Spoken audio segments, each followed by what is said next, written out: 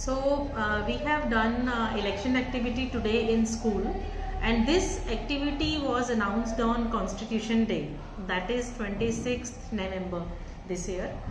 And the purpose behind keeping this activity was that for this entire week, all the students starting from class 1 to 11th, they will learn about the system of democracy and they will learn about the entire election procedure. So in this week, if I talk about all the levels, like if I talk about the candidates, those who are contesting for different posts, they have learned what are the responsibilities of a public representative and what are the qualities they have to possess for getting votes from the followers. Similarly, if I talk about the students of other classes, they have seen that there are some public representatives who have to get selected through themselves, through the process of voting, because they will be going to their classes in recess or in free periods and they will be convincing them that give us vote, we'll be doing this, we'll be doing that. So they have also learned this procedure, that there is a process of nomination, then these candidates go for convincing, and then after that there will be one day when the election will happen.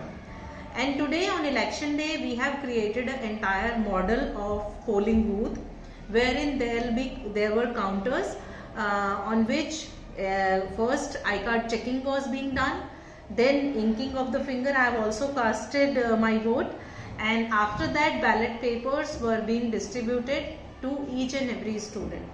After collecting the ballot paper, the student were to go to the booth and they have to seal on the name of the candidate they have chosen. So this is how the entire election procedure was completed in the school. And after students, all the teachers have also casted votes for their for the candidates they have chosen for.